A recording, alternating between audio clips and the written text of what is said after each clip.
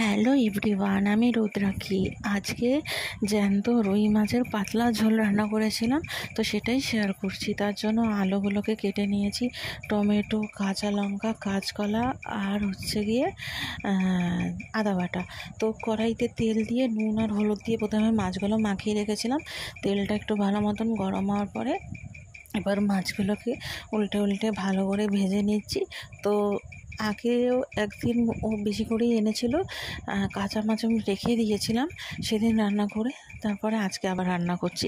তো মাছগুলোকে না একটু লাল লাল করে ভালো মতন করে ভেজে নিয়েছি। তারপরে ভাজা হয়ে যাওয়ার পর ওই মাছগুলো তুলে নিয়ে ওই তেলের মধ্যে জিরে ফোড়ন দিয়েছি। জিরেটা দিয়ে তারপরে আলু, কাঁচকলা, টমেটো আর কাঁচা লঙ্কাটা দিয়ে এবার একটু ভালো মতন নাড়াচাড়া করব। কিছুক্ষণ নাড়াচাড়া করার পর এটার মধ্যে গ্রেট করে রাখা আদাটাও দিয়ে দিয়েছিলাম, ওটা তোমাদের দেখাতে মনে নেই।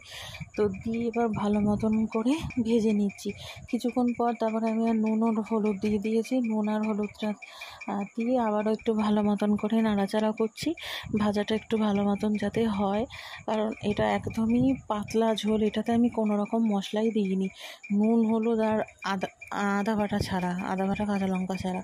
তো ভাজাটা হয়ে যাওয়ার পর এটাতে পর্যাপ্ত পরিমাণে জল দিয়ে দিয়েছি, আর জলটা দিয়ে কিছুক্ষণ ভালো মতন করে ফুটিয়ে নিয়েছি। আলুটা যখন একটু ভালো মতন করে সিদ্ধ হয়ে গেছে তখন আমি আরেকটু নাড়াচাড়া করে দিয়ে এবার এটার মধ্যে আমি মাছগুলো দিয়ে দেবো। তো আলুটা দেখো একদমই সিদ্ধ হয়ে গেছে, আর খুন্তি দিয়ে কেটে দেখে নিয়েছিলাম। তারপর আমি মাছগুলোকেও ভালো মতন করে মিশিয়ে দিলাম। এবার মাছটা দিয়ে না কিছুক্ষণ ফুটিয়ে নেব। কিছুক্ষণ ফুটিয়ে নিলেই এই হালকা পাতলা মাছের ঝোলটা একদমই রেডি হয়ে যাবে। তো তোমরা চাইলে এরকমভাবে রান্না করতে পারো, হালকা পাতলা, শরীরও ভালো থাকবে, কোনো রকম সমস্যা হবে না। অল্প তেলে ভালো লাগলে শেয়ার করে দিও। ধন্যবাদ।